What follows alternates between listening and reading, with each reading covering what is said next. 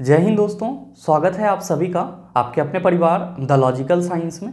मैं हूं आलोक सिंह आतिश और आज के इस वीडियो सेशन में हम लोग बात करने वाले हैं साइंस प्रैक्टिस सेट 20 के डिस्कशन की। जी हां दोस्तों, इससे पीछे के वीडियो सेशन में हम लोगों ने साइंस प्रैक्टिस सेट 19 का डिस्कशन देखा था। दोस्तों आज के इस सेशन में हम लोग 20 की बात करेंगे। और हाँ, आपकी जानकारी के लिए बताना चाहूँगा कि आज के इस सेशन का जो भी क्वेश्चन है उसका PDF आपको कहाँ मिलेगा, ये हमारे टेलीग्राम ग्रुप से मिल जाएगा, जिसका लिंक मैंने नीचे डिस्क्रिप्शन में डाल दिया है। आप वहाँ से जा करके ले सकते हैं। बहरहाल आइए अपने सेशन की शुरुआत करते हैं और चलते हैं पहले क्वेश्चन की तरफ। आपका जो पहला क्वेश्चन है आज के इस सेशन का, क्वेश्चन नंबर 1, क्या पूछा जा रहा है आपसे पूछा जा रहा है कि जब श्वेत प्रकाश जो 7 रंगों का मिश्रण है कांच के प्रिज्म से होकर गुजरता है तो उसका परिक्षेपण क्यों होता है। आपका ऑप्शन दिया हुआ है, श्वेत प्रकाश 7 रंगों को पूरे प्रिज्म में प्रकिरणित करता है। दूसरा ऑप्शन है, श्वेत प्रकाश के 7 रंग कांच के प्रिज्म से अलग अलग चाल से गुजरते हैं। तीसरा ऑप्शन है, रंग प्रिज्म द्वारा परावर्तित होते हैं। और चौथा ऑप्शन है, 7 रंग समान चाल से अपवर्तित होते हैं। क्या होगा इसका आंसर? आपसे क्वेश्चन पूछा जा रहा है कि जब श्वेत प्रकाश जो कि 7 रंगों का मिश्रण है किसी प्रिज्म से होकर के गुजरता है तो इसका परिक्षेपण क्यों होता है। आप सभी कहेंगे कि सर ये बताओ कि परिक्षेपण क्या होता है। मेरे मित्र हमेशा ध्यान में रखेंगे कि परिक्षेपण को ही क्या बोला जाता है, तो सर इसी को वर्ण विक्षेपण बोला जाता है। क्या बोला जाता है? वर्ण विक्षेपण बोला जाता है। और आप सबों ने कई दफ़ा इस चीज़ को पढ़ा होगा, क्या कि प्रकाश का परिक्षेपण या फिर प्रकाश का वर्ण विक्षेपण। ध्यान में रखेंगे कि इसी को हम लोग इंग्लिश में क्या कहते हैं, तो सर इसी को हम लोग इंग्लिश में डिस्पर्सन ऑफ लाइट कहते हैं। क्या कहते हैं? डिस्पर्सन ऑफ लाइट कहते हैं। और नो डाउट आप सबों को मालूम है कि डिस्पर्सन ऑफ लाइट क्या होता है। आप सभी कहते हैं कि सर जब प्रकाश की किरणें किसी प्रिज्म से होकर के गुजरती है, मान लीजिए कि ये आपका कोई प्रिज्म है और ये क्या है सर, तो व्हाइट लाइट है, यानी कि श्वेत प्रकाश है। तो जब आपका व्हाइट लाइट प्रिज्म से होकर के गुजरता है तो क्या होता है, तो सर ये 7 रंगों में बंट जाता है। कितने कलर में बढ़ जाता है, तो सर 7 रंगों में बढ़ जाता है। और प्रकाश की इसी घटना को क्या कहते हैं, तो गुरुजी प्रकाश की इसी घटना को हम लोग प्रकाश का वर्ण विक्षेपण कहते हैं या फिर प्रकाश का परिक्षेपण कहते हैं। हमेशा ध्यान में रखेंगे कि जब किसी भी व्हाइट लाइट को प्रिज्म से गुजारा जाता है तब ये 7 रंग में यानी कि 7 कलर में डिवाइड हो जाता है। और यही घटना क्या कहलाती है? प्रकाश का परिक्षेपण कहलाती है या फिर वर्ण विक्षेपण कहलाती है। ध्यान में रखेंगे कि यहाँ पे जो आपका व्हाइट लाइट 7 रंग में टूट रहा है वो किसके चलते टूट रहा है, तो आप सभी कहते हैं कि सर यहाँ पे प्रकाश का अपवर्तन होता है, यानी कि रिफ्रैक्शन ऑफ लाइट के चलते यहाँ पे क्या हो रहा है कि व्हाइट लाइट जो है वो 7 कलर में टूट जा रहा है। और आप सबों को मालूम है कि जहाँ भी अपवर्तन होगा तो वो किस लिए होगा, तो सर आप कहते हैं कि सर प्रकाश का जो चाल होता है वो अलग अलग माध्यम में अलग अलग होता है। इसीलिए जब प्रकाश की किरणें एक माध्यम से दूसरे माध्यम में जाती है तो वो कुछ मुड़ जाती है और इसी को हम लोग क्या कहते हैं, अपवर्तन कहते हैं। मतलब सीधा सा है कि अपवर्तन जहाँ भी होगा तो वहाँ पे क्या होगा सर, अलग अलग माध्यम में अलग अलग चाल होने के कारण होगा। किसका चाल? तो सर प्रकाश का चाल। लेकिन यहाँ पे जो आप देख रहे हैं कि किसी भी प्रिज्म से जब व्हाइट लाइट गुजारा जाता है तो ये 7 रंग में टूट जाता है। इसका रीज़न ये है कि ये जो आपका 7 रंग है इन सभी का कांच में क्या होता है, चाल अलग अलग होता है। इन 7 रंग का कांच में चाल यानी कि स्पीड क्या होता है, तो सर अलग अलग होता है। और इसीलिए जब भी आप कभी भी किसी व्हाइट लाइट को प्रिज्म से गुजारते हैं तो वो व्हाइट लाइट आपका कितने कलर में डिवाइड हो जाता है, तो सर 7 कलर में डिवाइड हो जाता है। तो यहाँ पे जो आपका परिक्षेपण हो रहा है वो किस लिए हो रहा है, आप सीधे शब्दों में कहेंगे कि गुरुजी जितने भी प्रकाश के अलग अलग रंग हैं या प्रकाश के अलग अलग रंगों की किरणें हैं उन सभी का कांच में जो चाल होता है वो अलग अलग होता है। इसीलिए क्या होता है, परिक्षेपण की घटना होती है। यानी कि आप क्या कहेंगे कि सर हमारे इस क्वेश्चन का सही आंसर ऑप्शन नंबर बी हो जाएगा। मेरे मित्र ध्यान में रखेंगे कि यहाँ पे जो आपको 7 कलर का एक पट्टी मिलता है उसको हम लोग क्या कहते हैं, तो हमेशा ध्यान में रखेंगे कि परिक्षेपण या वर्ण विक्षेपण के दौरान जो आपको 7 रंग का एक पट्टी मिलता है इसको क्या बोला जाता है, तो सर इसको स्पेक्ट्रम बोला जाता है।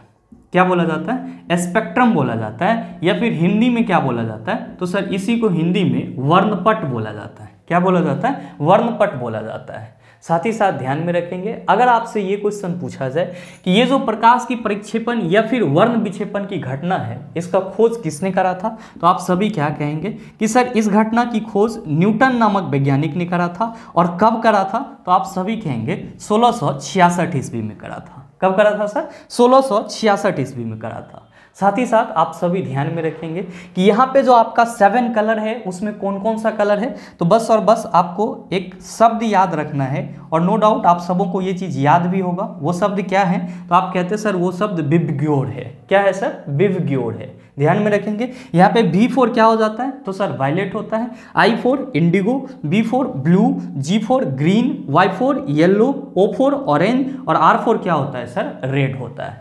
साथ ही दो महत्वपूर्ण पॉइंट ध्यान में रखेंगे प्रकाश के परिक्षेपण से संबंधित। आप सभी क्या देख पा रहे हैं कि यहाँ पे जो परिक्षेपण की घटना हो रही है इसमें जितने भी अलग अलग रंग की किरणें हैं वो क्या हो रही है सर?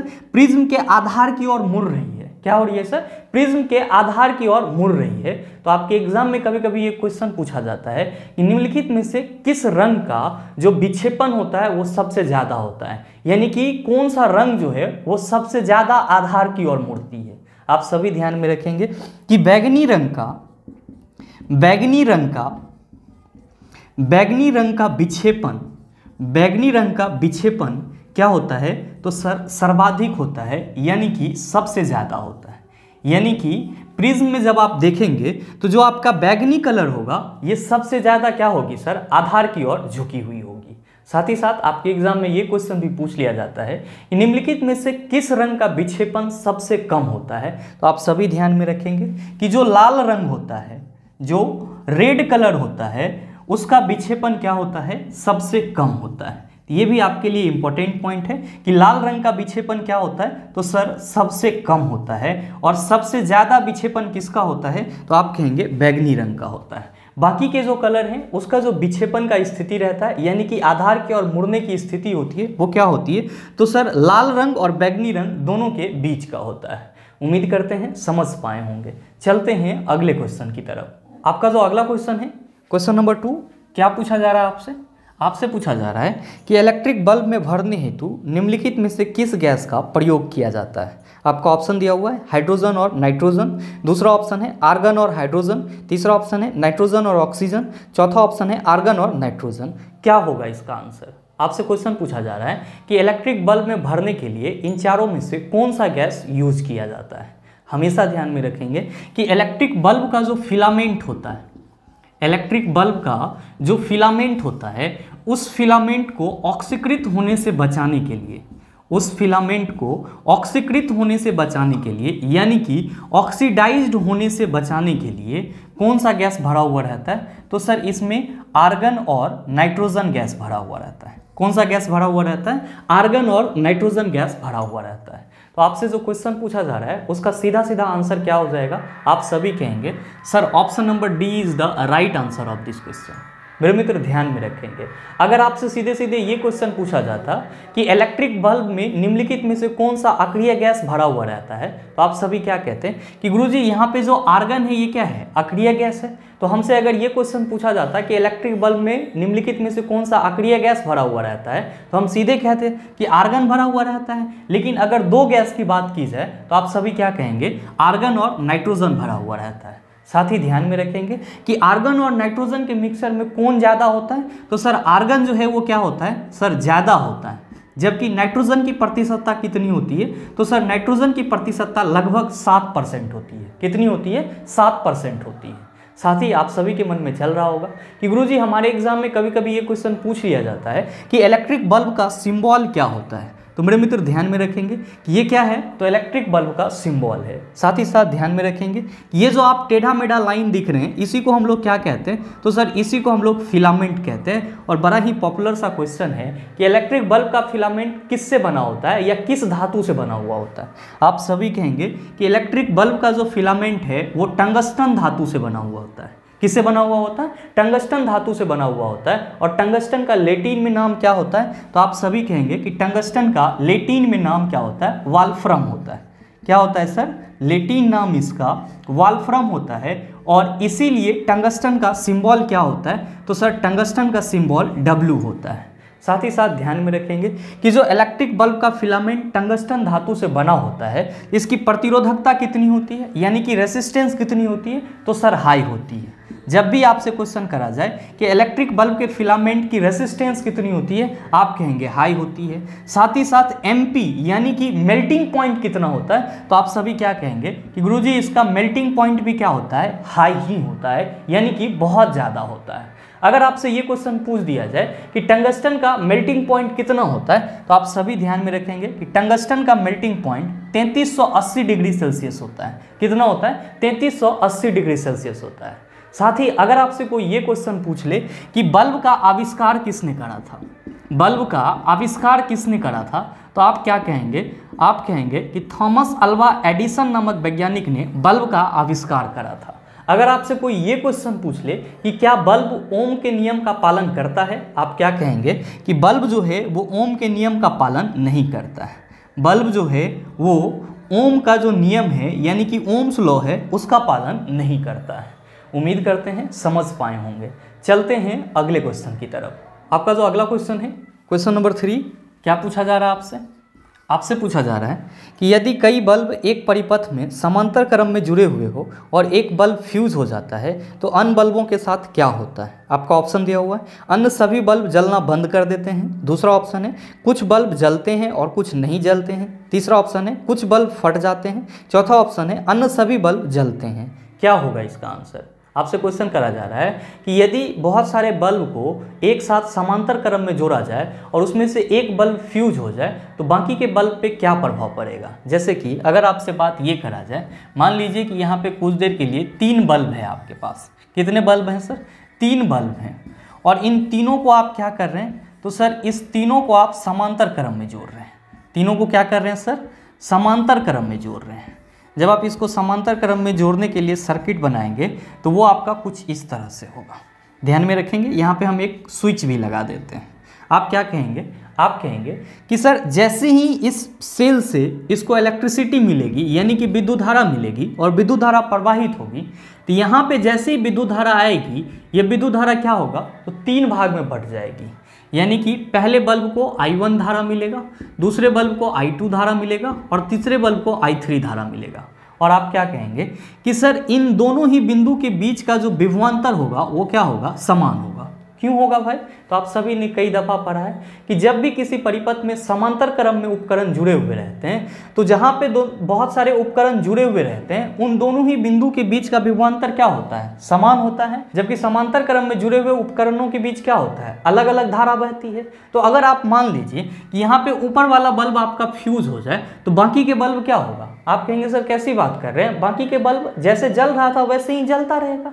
इसका मतलब ये हुआ कि यहाँ पे जो धारा बट रहा है तो आपका सिर्फ और सिर्फ एक सर्किट बर्बाद हुआ है, बाकी के 2 सर्किट क्या है सर, ठीक है, और उससे विद्युत धारा क्या हो रही है, प्रवाहित हो रही है, जिसके चलते ये क्या हो रहा है सर, जल रहा है। इसका मतलब सीधा सा हुआ कि अगर कोई भी उपकरण किसी परिपथ में समांतर क्रम में जुड़ा हुआ हो, मान लेते हैं कि वो उपकरण 2, 4, 6 की संख्या में हो और उसमें से एक कोई खराब भी हो जाए तो बाकी के क्या होगा सर, चलते रहेगा। तो आप बताइए कि आपसे जो क्वेश्चन पूछा जा रहा है उसका सही आंसर क्या होगा। आप कहेंगे सर सही आंसर ये होगा कि सभी बल्ब क्या होंगे, जलते रहेंगे, और इसीलिए सही ऑप्शन क्या हो जाएगा, ऑप्शन नंबर डी हो जाएगा।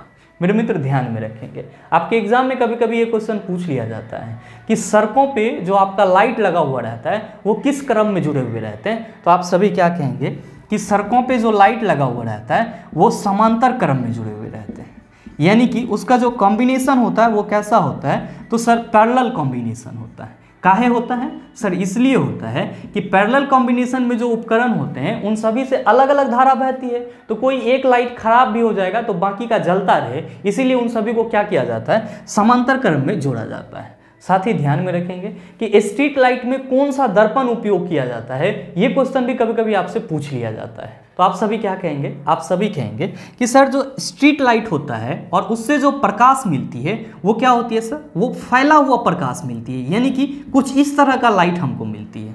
तो ये जो फैला हुआ है इसी को हम लोग फिजिक्स के दृष्टिकोण में क्या कहते हैं, अपसरित होना कहते हैं। और हम सबों को मालूम है कि जो हमारा अपसारी दर्पण है वो कौन सा दर्पण है, आप किसको अपसारी दर्पण कहते हैं। आप कहेंगे गुरुजी उत्तल दर्पण जो है वो क्या है, अपसारी दर्पण है। तो आपसे जो क्वेश्चन पूछा जाता है कि सड़कों में लगी हुई लाइट में कौन सा दर्पण का उपयोग किया जाता है, आप क्या कहेंगे, उत्तल दर्पण का उपयोग किया जाता है। क्यों किया जाता है, क्योंकि उत्तल दर्पण की ये खासियत होती है, ये प्रकाश की किरणों को क्या करता है, फैला देता है। और साथ ही ध्यान में रखेंगे कि उत्तल दर्पण को ही क्या बोला जाता है, अपसारी दर्पण बोला जाता है। उम्मीद करते हैं समझ पाए होंगे। चलते हैं अगले क्वेश्चन की तरफ। आपका जो अगला क्वेश्चन है, क्वेश्चन नंबर 4, बड़ा ही हलवा सा सवाल आपसे पूछा जा रहा है कि एक विद्युत बल्ब 220 वोल्ट जनरेटर से जुड़ा है, इसके माध्यम से उत्पन्न धारा 0.50 एम्पीयर है, बल्ब कितने पावर का है? आपका ऑप्शन दिया हुआ है 110 पास्कल, दूसरा ऑप्शन है 110 न्यूटन, तीसरा ऑप्शन है 110 वाट और चौथा ऑप्शन है 110 जूल। क्या होगा इसका आंसर? आपसे क्वेश्चन करा जा रहा है कि कोई बल्ब है जो कि 220 वोल्ट के जनरेटर से जुड़ा हुआ है और उस बल्ब से 0.50 एम्पीयर का विद्युत धारा क्या हो रहा है, प्रवाहित हो रहा है। तो आपसे ये पूछा जा रहा है कि बल्ब की शक्ति कितनी है। आप कहेंगे कि सर हमारे क्वेश्चन में ये दिया हुआ है कि विभवांतर जो है परिपथ का वो कितना है। आप कहेंगे गुरुजी पहले ही क्लियर कर दिया है 220 वोल्ट है। साथ ही साथ बल्ब से कितना धारा प्रवाहित हो रही है। आप कहेंगे सर आई जो है वो है 0.50 एम्पीयर। आपसे क्या क्वेश्चन पूछा जा रहा है कि बल्ब की शक्ति कितनी होगी। शक्ति को हम लोग P से रिप्रेजेंट करते हैं और P इक्वल टू क्या होगा, यही चीज़ आपको बताना है। आप क्या कहते हैं कि सर जब भी हमारे क्वेश्चन में विभवांतर और धारा दोनों दिया हुआ रहता है तब हम लोग क्या करते हैं, तो शक्ति निकालने के लिए विभवांतर और धारा दोनों को गुना कर देते हैं। और आप सभी ने कई बार इस फॉर्मूला को याद भी किया होगा कि P इक्वल टू क्या होता है, VI होता है, जहाँ पे V क्या है, तो सर परिपथ का विभवांतर होता है, कितना है 220 वोल्ट है। I क्या है, विद्युत धारा है, कितना है सर, तो 0.50 एम्पीयर है। जब आप इसको सॉल्व करेंगे तो यहाँ से पॉइंट हटाएंगे, नीचे आपका क्या हो जाएगा, 2 जीरो आ जाएगा। ये जीरो इसके साथ सेटल हो जाएगा और ये जीरो इसके साथ सेटल हो जाएगा। 22 पंचे कितना होता है, तो सर 110 होता है। तो ये क्या हो जाएगा, 110 वाट हो जाएगा। यानी कि आपके इस क्वेश्चन का सही आंसर क्या होगा, आप सभी कहेंगे sir option number C is the right answer of this question. ध्यान में रखेंगे कि आपके सारे ऑप्शन में 110 ही दिया गया है, लेकिन एक ऑप्शन में क्या लगाया हुआ है सर, W लगाया हुआ है। तो आप सभी ध्यान में रखेंगे कि शक्ति का यूनिट क्या होता है। शक्ति का यूनिट क्या होता है, तो वाट होता है। क्या होता है, वाट होता है। और वाट को ही हम लोग किससे रिप्रेजेंट करते हैं, तो सर W से रिप्रेजेंट करते हैं। आप कहेंगे कि सर ये बताइए कि हमारे पहले ऑप्शन में 110 PA लिखा हुआ है, तो PA का मतलब क्या होता है, तो मेरे मित्र PA का मतलब पास्कल होता है। क्या होता है, पास्कल होता है। और आप सबों को मालूम है कि दाब का यूनिट क्या होता है, आप कहते हैं दाब का मात्रक पास्कल होता है। आपके दूसरे ऑप्शन में 110 N लिखा हुआ है, तो समझिएगा कि ये N क्या है, तो सर ये न्यूटन लिखा हुआ है। और आप सबों को मालूम होगा कि न्यूटन किसका यूनिट है, आप कहते हैं बल का यूनिट है। साथ ही साथ आप कहेंगे कि सर हमारे चौथे ऑप्शन में J लिखा हुआ है, तो नो डाउट ये भी आपको मालूम होगा कि J4 क्या होगा यहाँ पे, तो सर जूल होगा। और आप सभी कहते हैं कि सर ऊर्जा का यूनिट क्या होता है, तो जूल होता है। उम्मीद करते हैं समझ पाए होंगे। चलते हैं अगले क्वेश्चन की तरफ। आपका जो अगला क्वेश्चन है, क्वेश्चन नंबर 5, बड़ा ही हलवा सा सवाल आपसे पूछा जा रहा है कि कुछ राशियों के भौतिक गुण को दर्शाने के लिए उनके परिमाण के साथ दिशा भी निर्दिष्ट की जाती है। इस प्रकार की भौतिक राशि को डैश कहा जाता है। ऑप्शन दिया हुआ है सदिश, दूसरा ऑप्शन है द्विअदिश, तीसरा ऑप्शन है अदिश, चौथा ऑप्शन है द्विसदिश। क्या होगा इसका आंसर? आपसे क्वेश्चन करा जा रहा है कि कुछ राशियों के भौतिक गुण को दर्शाने के लिए दिशा के साथ साथ उसका परिमाण भी क्या किया जाता है, निर्दिष्ट किया जाता है। उस राशि को हम लोग क्या कहते हैं? आप कहेंगे सर ये तो बच्चा वाला क्वेश्चन हो गया। हम सबों को मालूम है कि अगर किसी भी भौतिक राशि को बताने के लिए हमको दिशा और परिमाण दोनों की जरूरत होती है, यानी कि डायरेक्शन और मैग्नीट्यूड दोनों की जरूरत होती है, तब उस राशि को हम लोग क्या कहते हैं, तो सदिश राशि कहते हैं। क्या कहते हैं? सदिश राशि कहते हैं, यानी कि वेक्टर क्वांटिटी कहते हैं। तो आपसे जो क्वेश्चन पूछा जा रहा है उसका सीधा सा आंसर क्या हो जाएगा? आप सभी कहेंगे सर सीधा सा आंसर ऑप्शन नंबर ए हो जाएगा। मेरे मित्र ध्यान में रखेंगे कि अगर किसी भी भौतिक राशि को बताने के लिए सिर्फ और सिर्फ परिमाण की जरूरत होती है, तब उस भौतिक राशि को हम लोग क्या कहते हैं, तो सर अदिश राशि कहते हैं, यानी कि स्केलर क्वांटिटी कहते हैं। मेरे मित्र आप ये भी कह सकते हैं कि अदिश राशि वे राशि होती है जिसमें सिर्फ और सिर्फ क्या होता है, मैग्नीट्यूड होता है, परिमाण होता है, जबकि आपका सदिश राशि वो राशि होती है जिसमें दिशा और परिमाण दोनों होता है। साथ ही साथ आप सभी ध्यान में रखेंगे, अगर आप इसके एग्जाम्पल की बात करेंगे तो आप कह सकते हैं कि गुरुजी जो हमारा वेग है, साथ ही साथ जो संवेग है, या फिर जो त्वरण है, या फिर जो विस्थापन है, ये सब के सब क्या कहलाते हैं, तो सर ये सब के सब सदिश राशि कहलाते हैं। क्यों? क्योंकि इन सभी को रिप्रेजेंट करने के लिए डायरेक्शन के साथ साथ मैग्नीट्यूड की भी जरूरत पड़ती है। लेकिन जब आप बात करते हो चाल की, जब आप बात करते हो दूरी की, या फिर जब आप बात करते हो द्रव्यमान की, तो इन सभी को रिप्रेजेंट करने के लिए सिर्फ और सिर्फ आपको परिमाण की जरूरत होती है। That's why they are called scalar quantity, और इसीलिए इसको क्या बोला जाता है, अदिश राशि बोला जाता है। साथ ही ध्यान में रखेंगे कि सदिश राशियां वे राशियां होती है जो सदिश के योग नियम का पालन करती है। तो कभी कभी आपसे ये क्वेश्चन भी पूछ लिया जाता है कि निम्नलिखित में से सदिश राशियों के द्वारा कौन से योग नियम का पालन किया जाता है। आप क्या कहेंगे, सदिश योग नियम का पालन किया जाता है, सदिश योग नियम का पालन किया जाता है। साथ ही साथ ध्यान में रखिएगा कि सदिश राशि को जब भी रिप्रेजेंट करेंगे तो हम लोग क्या करेंगे, तो सर उसके ऊपर एरो साइन लगा करके रिप्रेजेंट करेंगे। जैसे अगर हमको वेग को रिप्रेजेंट करना होगा तो यहाँ पे हम भी लिखेंगे और उसके बाद ऊपर में क्या करेंगे सर, एरो लगा देंगे। ये क्या होता है, तो सर वेक्टर क्वांटिटी का सिंबल होता है। साथ ही साथ ध्यान में रखेंगे कि अदिश राशि को जोड़ने के लिए कोई स्पेशल नियम नहीं होता है, इसको जैसे हम लोग जोड़ घटाव करते हैं उस तरह से जोड़ सकते हैं। उम्मीद करते हैं समझ पाए होंगे।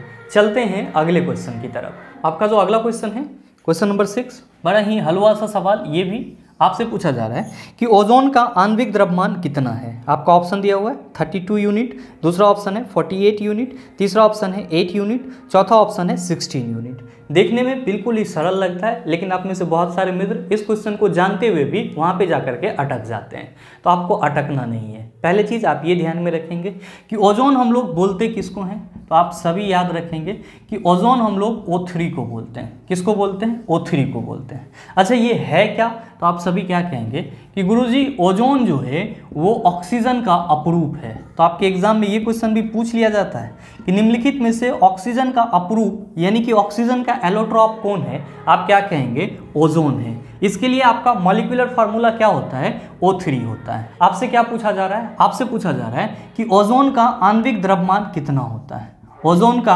आणविक द्रव्यमान कितना होता है, यानी कि मॉलिक्यूलर वेट कितना होता है। क्या पूछा जा रहा है, मॉलिक्यूलर वेट कितना होता है। आप क्या देख रहे हैं कि फॉर्मूला O3 होता है, यानी कि इसमें ऑक्सीजन के कितने परमाणु हैं, 3 परमाणु हैं। और ऑक्सीजन के एक परमाणु का द्रव्यमान कितना होता है, आप कहते हैं कि सर ऑक्सीजन के एक परमाणु का द्रव्यमान 16 होता है। क्योंकि यहाँ पे 3 है तो क्या हो जाएगा, तो सर 16 गुना 3 यानी कि 48 यूनिट हो जाएगा। तो सही आंसर क्या होगा, आप सभी कहेंगे सर ऑप्शन नंबर बी हो जाएगा। मेरे मित्र ध्यान में रखेंगे, आप लोग इसको 484 नहीं पढ़ेंगे, 48 यूनिट लिखा हुआ है। उम्मीद करते हैं समझ पाए होंगे। चलते हैं अगले क्वेश्चन की तरफ। आपका जो अगला क्वेश्चन है, क्वेश्चन नंबर 7, क्या पूछा जा रहा है आपसे, आपसे पूछा जा रहा है कि निम्नलिखित में से कौन सा कथन अम्लों के बारे में सही नहीं है। आपका पहला ऑप्शन है स्वाद में खट्टे होते हैं, दूसरा ऑप्शन है हाइड्रोजन, कार्बन डाइऑक्साइड और लवणों का उत्पादन करने के लिए धातुओं और बाइकार्बोनेट्स के साथ अभिक्रिया करते हैं, तीसरा ऑप्शन है धीमा उदासीनीकरण अर्थात एसिड प्लस बेस मिलके क्या बना लेता है, हाइड्रोजन प्लस साल्ट, और चौथा ऑप्शन है जलीय माध्यम तरल अवस्था में H+ का निर्माण करते हैं। और आपसे पूछा जा रहा है कि अम्ल के बारे में इन चारों ऑप्शन में से कौन सा ऑप्शन सही नहीं है।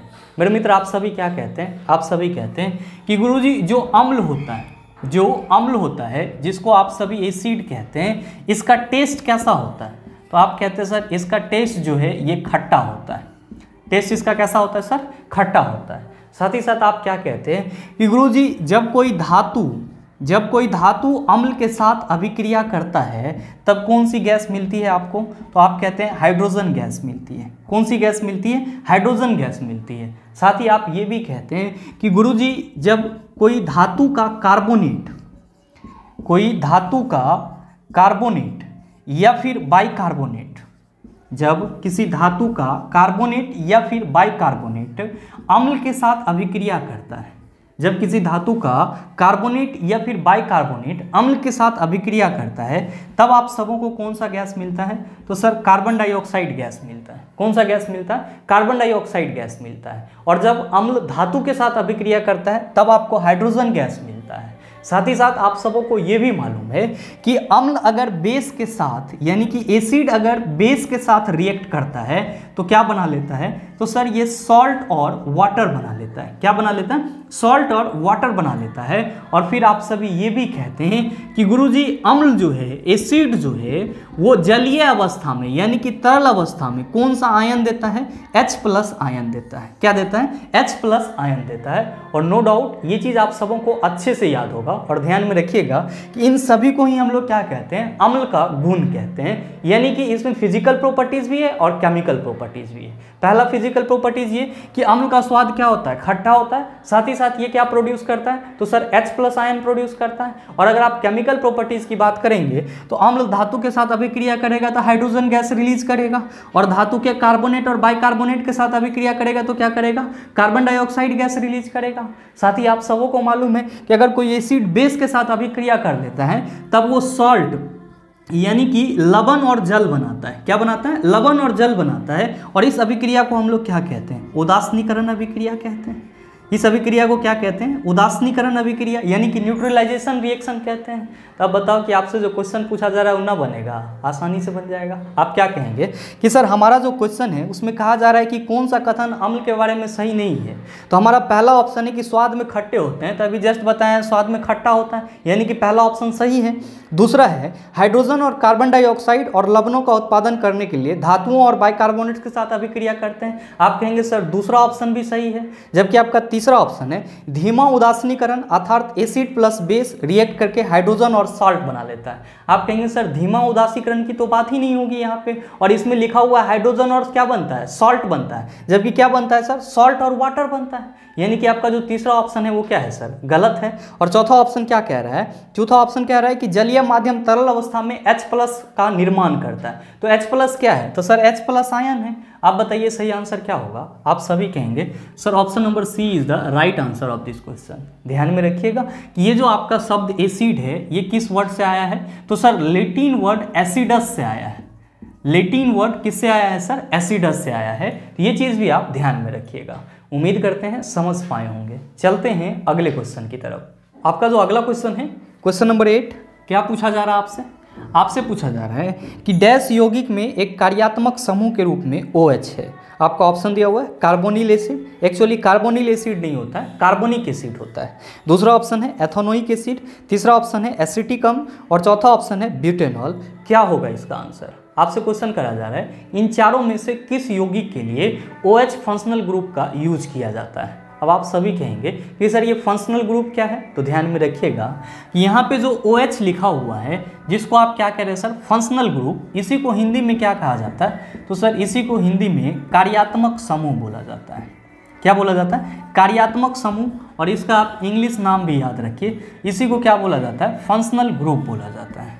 आप कहेंगे ये होता क्या है, तो ध्यान में रखिएगा कि कार्बनिक रसायन में, यानी कि आपका जो ऑर्गेनिक केमिस्ट्री होता है उसमें ऑर्गेनिक यौगिक का वह भाग जो उस यौगिक के सारे रासायनिक गुण को क्या करता है, रिप्रेजेंट करता है, क्या कहलाता है, कार्यात्मक समूह, यानी कि फंक्शनल ग्रुप कहलाता है। तो आप ये भी कह सकते हैं कि किसी भी कार्बनिक यौगिक का वह महत्वपूर्ण भाग जो उस यौगिक के सारे रासायनिक गुण को क्या करता है, एक्सप्लेन करता है, या सारे रासायनिक गुण के बारे में बताता है, उसी को हम लोग क्या कहते हैं, कार्यात्मक समूह या फिर फंक्शनल ग्रुप कहते हैं। ध्यान में रखेंगे कि ये जो OH है इसको हम लोग कौन सा ग्रुप कहते हैं, तो सर इसको हम लोग हाइड्रोक्सिल ग्रुप कहते हैं। कौन सा ग्रुप कहते हैं, हाइड्रोक्सिल ग्रुप कहते हैं। और जो आपका हाइड्रोक्सिल ग्रुप या समूह है ये किस समूह के यौगिक के लिए लगता है, आप कहेंगे कि सर ये अल्कोहल समूह के यौगिक के लिए लगता है। किसके लिए लगता है सर, अल्कोहल समूह के यौगिक के लिए लगता है। और आप सबों को मालूम है कि यहाँ पे जो आपको 4 ऑप्शन दिए हुए हैं उसमें से कौन सा अल्कोहल ग्रुप का है। आप कहेंगे कि सर जो ब्यूटेनॉल दिया हुआ है, जो ब्यूटेनॉल दिया हुआ है ये किस ग्रुप का है, तो सर अल्कोहल ग्रुप का है। और इसका फार्मूला क्या होता है, आप कहते हैं कि गुरुजी इसका फार्मूला C4H9OH होता है, या फिर इसका फार्मूला C4H10O होता है। तो आपसे जो क्वेश्चन पूछा जा रहा था कि डैश यौगिक में एक कार्यात्मक समूह के रूप में OH है, आप क्या कहेंगे कि ब्यूटेनॉल में कार्यात्मक समूह के रूप में क्या है, OH है। तो सही आंसर क्या होगा, आप सभी कहेंगे sir option number D is the right answer of this question. ध्यान में रखिएगा कि ब्यूटेनॉल को ही हम लोग क्या कहते हैं, तो सर इसी को हम लोग ब्यूटाइल अल्कोहल भी कहते हैं। क्या कहते हैं, ब्यूटाइल अल्कोहल भी कहते हैं। आप कहेंगे कि सर हमारे ऑप्शन में जो कार्बोनिक एसिड दिया हुआ है उसका फॉर्मूला क्या होता है, तो ध्यान में रखेंगे कि कार्बोनिक एसिड का फॉर्मूला H2CO3 होता है। ये भी आपके लिए इंपॉर्टेंट है, कई एग्जाम में ये क्वेश्चन पूछा गया है कि निम्नलिखित में से कार्बनिक एसिड है, आप क्या कहेंगे, H2CO3। साथ ही आप कहेंगे कि सर हमारे अगले ऑप्शन में एथेनोइक एसिड और एसिटिक एसिड दिया हुआ है। तो मेरे मित्र ध्यान में रखिएगा कि एथेनोइक अम्ल को ही क्या बोला जाता है, तो सर इसी को एसिटिक अम्ल भी बोला जाता है। क्या बोला जाता है सर? एसिटिक अम्ल भी बोला जाता है। और इसका जो फॉर्मूला होता है वो क्या होता है, तो आप सभी ध्यान में रखेंगे कि एसिटिक अम्ल का फॉर्मूला CH3COOH होता है। और ये कहाँ पाया जाता है, तो आप कहते हैं सर सिरका या फिर विनेगार में मिलता है। उम्मीद करते हैं समझ पाए होंगे। चलते हैं अगले क्वेश्चन की तरफ। आपका जो अगला क्वेश्चन है क्वेश्चन नंबर 9, बड़ा ही हलवा सा सवाल ये भी आपसे पूछा जा रहा है कि निम्न में से किस सिद्धांत के अनुसार कोई रॉकेट अंतरिक्ष में कार्य करता है। आपका ऑप्शन दिया हुआ है संवेग संरक्षण का सिद्धांत, दूसरा ऑप्शन है द्रव्यमान संरक्षण का सिद्धांत, तीसरा ऑप्शन है ऊर्जा संरक्षण का सिद्धांत, चौथा ऑप्शन है गति संरक्षण का सिद्धांत। क्या होगा इसका आंसर? आपसे क्वेश्चन करा जा रहा है कि इनमें से किस सिद्धांत पर रॉकेट जो है अंतरिक्ष में कार्य करता है। आप कहेंगे सर कैसी बात कर रहे हैं, हम सबों को मालूम है कि संवेग संरक्षण सिद्धांत पर कौन कार्य करता है, तो सर संवेग संरक्षण सिद्धांत पर रॉकेट कार्य करता है। तो आप बताइए कि सही आंसर क्या हो जाएगा। आप सभी कहेंगे sir option number A is the right answer of this question. ध्यान में रखेंगे आपके एग्जाम में कभी कभी ये क्वेश्चन ऐसे भी पूछ लिया जाता है कि निम्नलिखित में से रॉकेट का प्रणोदन किस सिद्धांत पर आधारित होता है। आप फिर से कहेंगे कि संवेग संरक्षण सिद्धांत पर आधारित होता है। ध्यान में रखिएगा क्या क्वेश्चन पूछा जाता है कि निम्नलिखित में से रॉकेट का प्रणोदन किस सिद्धांत पर आधारित होता है। आप कहेंगे संवेग संरक्षण सिद्धांत पर आधारित होता है। आप कहिएगा ये संवेग संरक्षण सिद्धांत है क्या, तो आप सभी को मालूम होना चाहिए कि संवेग संरक्षण सिद्धांत कहता है कि टक्कर से पहले, यानी कि जब दो निकाय एक दूसरे के साथ टक्कर करते हैं और उसका जो टक्कर से पहले का संवेग होता है दोनों क्या होता है, बराबर होता है। तो आप ये कह सकते हैं कि संवेग संरक्षण सिद्धांत के अनुसार टक्कर से पहले का संवेग हमेशा किसके बराबर होता है, तो सर टक्कर के बाद के संवेग के बराबर होता है। टक्कर के बाद के संवेग के बराबर होता है। आप कहेंगे कि सर ये बताओ कि हमारे ऑप्शन में द्रव्यमान संरक्षण का सिद्धांत भी दिया हुआ है। मैंने किसी सेशन में आपको बताया है कि केमिस्ट्री में जितनी भी रासायनिक अभिक्रिया होती है that's all are obey the rule of mass conservation. ये सब के सब किस नियम का पालन करती है, द्रव्यमान संरक्षण नियम का पालन करती है। द्रव्यमान संरक्षण नियम क्या कहता है, तो द्रव्यमान संरक्षण नियम कहता है कि किसी भी रासायनिक अभिक्रिया में जितना हम अभिकारक डालेंगे उतना ही हमारा प्रतिफल बनेगा। यानी कि रासायनिक अभिक्रिया में द्रव्यमान का ना तो क्षय होता है और ना ही आपका द्रव्यमान वहां पे उत्पन्न होता है। आप कहेंगे कि सर ये नियम दिया किसके द्वारा गया था, तो आप सभी ध्यान में रखना कि द्रव्यमान संरक्षण का जो नियम है वो लैवोजियर नामक वैज्ञानिक के द्वारा दिया गया था। किसके द्वारा दिया गया था, लैवोजियर नामक वैज्ञानिक के द्वारा दिया गया था। और लैवोजियर को ही क्या बोला जाता है, मॉडर्न केमिस्ट्री का फादर बोला जाता है। साथ ही आपका अगला ऑप्शन है ऊर्जा संरक्षण का सिद्धांत। ये भी आप सबों को अच्छे से मालूम होगा कि ऊर्जा ना तो नष्ट की जा सकती है और ना ही उत्पन्न की जा सकती है, सिर्फ और सिर्फ इसको एक रूप से दूसरे रूप में रूपांतरित किया जा सकता है। और यही क्या कहलाता है, ऊर्जा संरक्षण सिद्धांत कहलाता है। ध्यान में रखेंगे कि ऊर्जा संरक्षण सिद्धांत कौन से वैज्ञानिक ने दिया था, तो सर ऊर्जा संरक्षण सिद्धांत जो है वो जूलियस मायर नामक वैज्ञानिक ने दिया था। किसने दिया था, जूलियस मायर नामक वैज्ञानिक ने दिया था। साथ ही आपका अगला ऑप्शन है गति संरक्षण सिद्धांत। तो सर गति संरक्षण का कोई सिद्धांत नहीं होता है। गति के लिए क्या होता है सर, नियम होता है, जो किसके द्वारा दिया गया था, तो सर न्यूटन के द्वारा दिया गया था। और अगर आपसे ये पूछा जाए कि गति के लिए समीकरण किसके द्वारा दिया गया था, तो आप कहेंगे गैलीलियो के द्वारा दिया गया था। उम्मीद करते हैं समझ पाए होंगे। चलते हैं अगले क्वेश्चन की तरफ। आपका जो अगला क्वेश्चन है क्वेश्चन नंबर 10, क्या पूछा जा रहा है, आपसे पूछा जा रहा है कि निम्न में से कौन सी मात्रा चाल के साथ इसकी गति निर्दिष्ट करती है। ऑप्शन दिया हुआ है संवेग, दूसरा ऑप्शन है विस्थापन, तीसरा ऑप्शन है वेग, चौथा ऑप्शन है बल। क्या होगा इसका आंसर। आपसे क्वेश्चन करा जा रहा है कि चाल के साथ साथ वस्तु की गति को भी कौन निर्दिष्ट करता है, यानी कि चाल के साथ साथ वस्तु के वेग को भी कौन बताता है। आप सभी क्या कहते हैं, आप सभी कहते हैं कि गुरुजी हम सबों ने कई बार पढ़ा है, क्या पढ़ा है कि कांस्टेंट वेलोसिटी में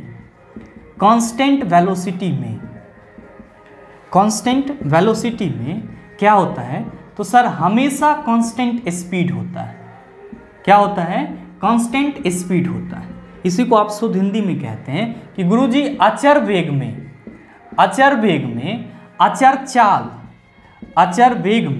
अचर चाल क्या होती है, अंतर्निहित होती है। इसका मतलब ये हुआ कि मान लीजिए कि ये आप हैं और आप सीधे रास्ते में दौड़ रहे हैं। तो जब आप दौड़ेंगे तो आपकी कुछ ना कुछ वेग होगी, वेलोसिटी होगी। तो आप क्या कहते हैं कि सर हम यहाँ पे 15 मीटर पर सेकेंड के वेग से दौड़ रहे हैं, लेकिन आप कैसे दौड़ रहे हैं? तो सर सीधा दौड़ रहे हैं। कैसे दौड़ रहे हैं सर? सीधा दौड़ रहे हैं। तो ध्यान में रखिएगा कि अगर कोई भी वस्तु एक निश्चित दिशा में दूरी कवर करती है, यानी कि वहाँ पे डायरेक्शन की बात की जाती है, तब उसका जो चाल होता है उसी को क्या बोला जाता है? तो सर वेग बोला जाता है। तो हम यहाँ पे ये कह सकते हैं कि जब आप निश्चित दिशा में दौड़ रहे होंगे तब आपकी जो चाल होगी वो चाल ना कहलाएगी, क्या कहलाएगी? तो सर वेग कहलाएगी। और जब वेग होगा तो जाहिर सी बात है कि विस्थापन भी होगा। तो आप क्या कहेंगे कि सर हमारे द्वारा सीधे डायरेक्शन में जितना दूरी कवर किया जाएगा वही हमारा क्या होगा? तो सर विस्थापन होगा। क्या होगा? विस्थापन होगा। अच्छा आप बताइए, अगर हम आपसे ये पूछ दें कि आपके द्वारा कितना दूरी कवर किया गया, तो आप क्या कहेंगे कि सर जितना यहाँ पे विस्थापन होगा उतना ही हम क्या करेंगे? सर दूरी भी कवर करेंगे। तो आप क्या कह सकते हैं? आप कह सकते हैं कि अगर कोई वस्तु एक कांस्टेंट स्पीड से चल रहा होगा, अगर कोई वस्तु एक कांस्टेंट वेलोसिटी के साथ चल रहा होगा, उसमें क्या होगा? कांस्टेंट स्पीड भी होगा। क्या होगा? कांस्टेंट स्पीड भी होगा। यानी कि जहां पे वेग की बात हो रही है और एक सेम डायरेक्शन में हो रही है, तो वहां पे क्या होगा? सर चाल भी होगा। तो आपसे जो क्वेश्चन पूछा जा रहा है कि निम्न में से कौन सी मात्रा चाल के साथ इसकी गति निर्दिष्ट करती है, आप क्या कहेंगे? वेग जो है चाल के साथ साथ क्या करती है? गति को भी निर्धारित करती है। सही आंसर क्या होगा? सर ऑप्शन नंबर सी हो जाएगा। मेरे मित्र आप एक चीज और ध्यान में रखेंगे, अगर आप इसका उल्टा करना चाहेंगे तो वो क्या हो जाएगा? सर गलत हो जाएगा। क्यों गलत हो जाएंगे? इसीलिए गलत हो जाएंगे कि जब आप स्पीड की बात करेंगे तो वहां पे डायरेक्शन की बात नहीं करेंगे, और जब डायरेक्शन नहीं होगा तो आप वेलोसिटी नहीं कह सकते हैं। इसीलिए हमेशा क्या ध्यान में रखना है कि अचर वेग में अचर चाल क्या होती है? अंतर्निहित होती है, जबकि अचर चाल में अचर वेग अंतर्निहित नहीं होती है। आप कहेंगे कि चलो सर ये तो हमने समझ लिया, लेकिन ये बताओ कि वेग हमारा कौन सा राशि है? नो डाउट आप सभी को मालूम होगा कि वेग क्या है? एक सदिश राशि है। और आपका जो चाल है ये क्या है? तो आप कहेंगे सर चाल जो है ये एक अदिश राशि है। और ये चीज़ भी आप सबों को मालूम होगा कि वेग और चाल दोनों के लिए यूनिट क्या होता है? तो सब सेम होता है, बस फर्क क्या है? तो एक सदिश है और दूसरा क्या है? अदिश है। आप कहेंगे कि सर हमारे ऑप्शन में संवेग भी दिया हुआ है, तो संवेग को हम लोग P से रिप्रेजेंट करते हैं, और P इक्वल टू फार्मूला वस्तु का द्रव्यमान गुना वस्तु का वेग होता है, यानी कि P इक्वल टू हम लोग mv कहते हैं। m क्या है? द्रव्यमान है, v क्या है? वस्तु का वेग है। साथ ही आप कहेंगे सर हमारे ऑप्शन में विस्थापन भी दिया हुआ है। अभी जस्ट मैंने आपको बताया निश्चित दिशा में तय की गई दूरी क्या कहलाती है? विस्थापन कहलाती है। विस्थापन क्या है? सदिश राशि है। आपका है अगला ऑप्शन बल। कहने की कोई जरूरत नहीं है, आप सभी समझ रहे हैं कि गुरुजी F equal to M A क्या होता है? फार्मूला होता है बल के लिए, यानी कि वस्तु का द्रव्यमान और उसका त्वरण क्या कहलाता है? त्वरण का गुणनफल क्या कहलाता है? तो सर बल कहलाता है। उम्मीद करते हैं समझ पाए होंगे।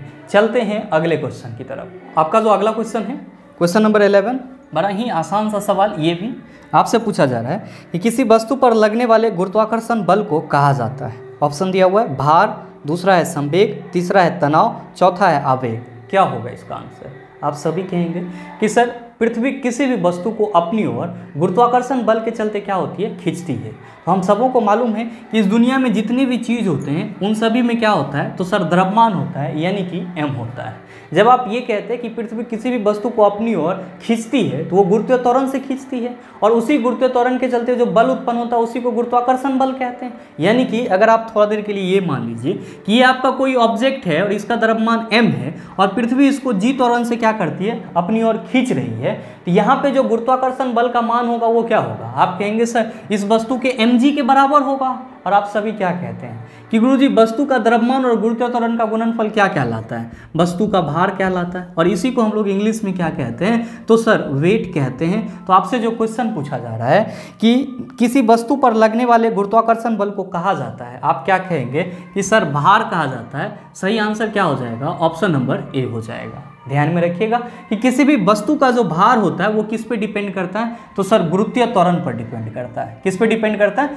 गुरुत्वीय त्वरण पे डिपेंड करता है। और नो डाउट आप सबों को मालूम होगा कि भार क्या है? तो सर भार एक प्रकार का सदिश राशि है। क्या है सर? सदिश राशि है। साथ ही साथ ध्यान में रखेंगे कि अगर गुरुत्वीय त्वरण घटेगा तो वस्तु का भार भी घटेगा, गुरुत्वीय त्वरण बढ़ेगा तो वस्तु का भार भी घटेगा। जैसे कि आप सभी कहते हैं कि गुरुजी चंद्रमा पर जो गुरुत्वीय त्वरण का मान होता है, चंद्रमा पे जो g का मान होता है वो कितना होता है? तो सर पृथ्वी के g का 1/6 होता है। तो जाहिर सी बात है कि किसी भी वस्तु का जो चंद्रमा पे भार होगा, किसी भी वस्तु का जो चंद्रमा पे भार होगा वो क्या हो जाएगा, तो आप क्या कहेंगे कि पृथ्वी के भार का 1/6 हो जाएगा। पृथ्वी के भार का क्या हो जाएगा, 1/6 हो जाएगा। आप कहेंगे कि सर हमारे ऑप्शन में संवेग दिया हुआ है, तो अभी जस्ट मैंने आपको बताया है संवेग क्या होता है। तीसरा ऑप्शन है तनाव, तो नो डाउट आप सभी समझ रहे होंगे, इसी को हम लोग सरफेस टेंशन भी कहते हैं, पृष्ठ तनाव भी कहते हैं। और किसके लिए यूज होता है, तो सर द्रवों के लिए यूज होता है। और ये क्यों उत्पन्न होता है, तो सर द्रवों के अणुओं के बीच लगने वाले ससंजक बल के चलते उत्पन्न होता है। आपका चौथा ऑप्शन है आवेग, तो ध्यान में रखिएगा कि आवेग को हम लोग आई या फिर जे से रिप्रेजेंट करते हैं। और क्या कहते हैं इसके बारे में कि फॉर्मूला गुरुजी Ft होता है। इसका मतलब ये हुआ कि जो किसी वस्तु पर बल लगता है और वो जो बल थोड़े समय के लिए लगता है, उस दोनों के गुणनफल को हम लोग क्या कहते हैं, आवेग कहते हैं, इम्पल्स कहते हैं। उम्मीद करते हैं समझ पाए होंगे। चलते हैं अगले क्वेश्चन की तरफ। आपका जो अगला क्वेश्चन है, क्वेश्चन नंबर 12, क्या पूछा जा रहा है, आपसे पूछा जा रहा है कि यांत्रिक ऊर्जा गतिज ऊर्जा और डैश का संयोजन है। आपका ऑप्शन दिया हुआ है उष्मीय ऊर्जा, दूसरा ऑप्शन है रासायनिक ऊर्जा, तीसरा ऑप्शन है स्थितिज ऊर्जा, चौथा ऑप्शन है नाभिकीय ऊर्जा। क्या होगा इसका आंसर, मैंने कई बार बताया इस क्वेश्चन को, और इस क्वेश्चन का आंसर आप सबों के ऊपर छोड़ता हूँ। इस क्वेश्चन का सही आंसर क्या होगा, आप सभी नीचे कमेंट करके जरूर बताना, आपके कमेंट का इंतजार रहेगा। बहरहाल चलते हैं अगले क्वेश्चन की तरफ। आपका जो अगला क्वेश्चन है, क्वेश्चन नंबर 13, क्या पूछा जा रहा है आपसे पूछा जा रहा है कि यदि किसी गतिमान वस्तु पर कोई बाह्य बल आरोपित नहीं है तो यह किसके कारण रुक जाएगी। ऑप्शन दिया हुआ है आवेग, दूसरा ऑप्शन है तनाव, तीसरा ऑप्शन है घर्षण, चौथा ऑप्शन है गति। आपसे क्वेश्चन करा जा रहा है कि कोई गतिमान वस्तु है और उस पर कोई बाह्य बल आरोपित नहीं है, तो वो गतिमान वस्तु किसके चलते रुक जाएगी। आप सभी क्या कहेंगे कि सर अगर किसी गतिमान वस्तु पर कोई भी बाह्य बल आरोपित नहीं हुआ हो तो वो वस्तु जो है कुछ देर बाद सतह के घर्षण के चलते रुक जाएगी। क्यों, क्योंकि यहाँ पे घर्षण बल ऐसा बल है जो उसके गति का हमेशा क्या कर रहा है, विरोध कर रहा है। तो जो आपसे क्वेश्चन पूछा जा रहा है उसका सीधा सीधा आंसर क्या हो जाएगा, आप सभी कहेंगे सर उसका सीधा सीधा आंसर घर्षण हो जाएगा। और आपका सीधा सीधा ऑप्शन क्या होगा, आप कहेंगे सर ऑप्शन नंबर सी हो जाएगा।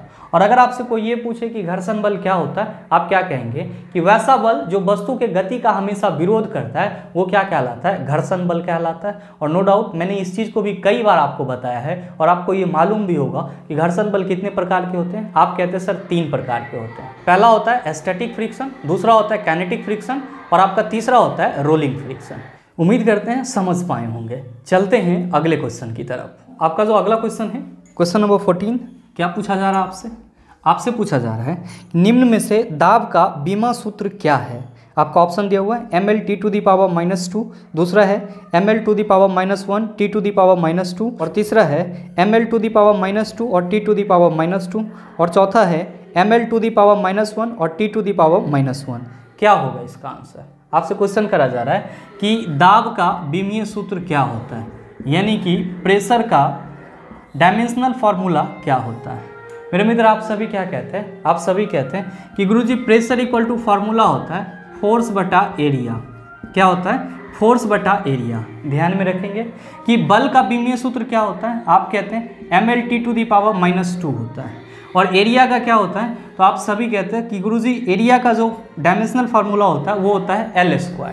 ध्यान में रखिएगा कि ये स्क्वायर इस L को कैंसिल कर देगा, और ये L जब ऊपर जाएगा तो आप कहेंगे सर mL(T⁻1) हो जाएगा और T⁻2 हो जाएगा।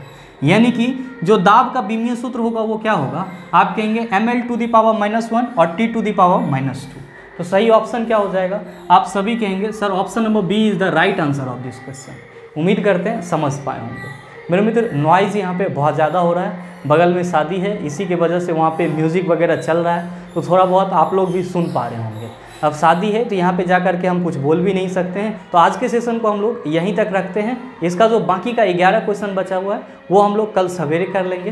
तो मिलते हैं हम लोग कल सवेरे के सेशन में। साथ ही उम्मीद ये भी करते हैं कि ये वीडियो आपको अच्छा लगा होगा। अगर आपको अच्छा लगा तो वीडियो को लाइक कीजिएगा, ज़्यादा से ज़्यादा शेयर कीजिएगा, और हाँ अगर आप चैनल पर नए हैं तो सब्सक्राइब करके बेल आइकन दबा लीजिएगा, ताकि इस तरह के एग्जाम रेलेवेंट वीडियो का नोटिफिकेशन सबसे पहले आपके पास पहुँचे और आप उसको सबसे पहले देख पाओ। मिलते हैं फिर अगले सेशन में, तब तक के लिए best of luck. Thank you, have a nice day.